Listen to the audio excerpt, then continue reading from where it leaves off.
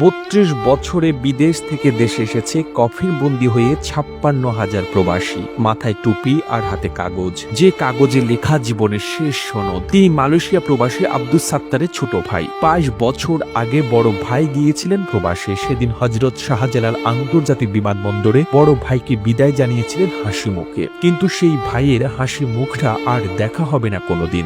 যখন গাড়িতে তোলা হচ্ছিল বড় ভাইয়ের কফিনবন্দি নিথর দেহ, তখন অশ্রুসিক্ত নয়নে কাঁদছিলেন ছোট ভাই।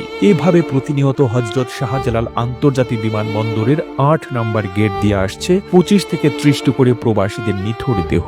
এমন হাজারো প্রবাসীর জীবনের গল্পগুলো এসে জমা হয় হযরত শাহজালাল আন্তর্জাতিক বিমানবন্দরে। গত ৩২ বছরে বিভিন্ন দেশ থেকে এসেছে ৫৬,০০০ প্রবাসীর কফিনবন্দি নিথর দেহ। আর মৃত্যুর কারণ হিসেবে জানা গিয়েছে পারিবারিক চাপ কিংবা বিষণ্ণতা।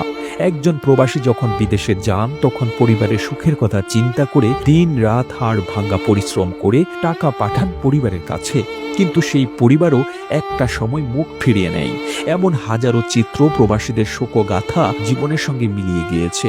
টাকার মেশিন মানুষটি যখন হারিয়ে যায় তখন সেই মানুষটির নিথর দেহটি নিতে বিমানবন্দরে অনেক সময় কাউকেই পাওয়া যায় না, কিংবা আসলেও আসে বাবা কিংবা মা। পৃথিবীর মায়া ত্যাগ করা মানুষটি তখনও হয়তো কফিনের মধ্যে খুঁজে চলেছে প্রিয় মানুষটিকে, কিন্তু সেই মানুষটি হয়তো ধরেছে অন্য কারো হাত। সম্পর্কের বাঁধন কিংবা মায়া ত্যাগ করে এভাবেই পর হয়ে যায় প্রবাসীরা। অর্থ যখন সব, তখন প্রবাসীদের আপন শুধুই পরিশ্রম। তাদের সঙ্গী হয় একাকিত্ব কিংবা নিথর দেহ।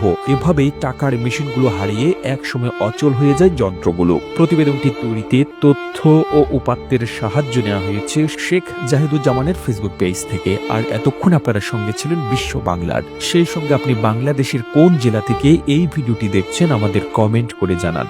আমরা পরবর্তী ভিডিওতে আপনাকে ধন্যবাদ জানাতে ভুলব না। এতক্ষণ বিশ্ব বাংলার সাথে থাকার জন্য অসংখ্য ধন্যবাদ।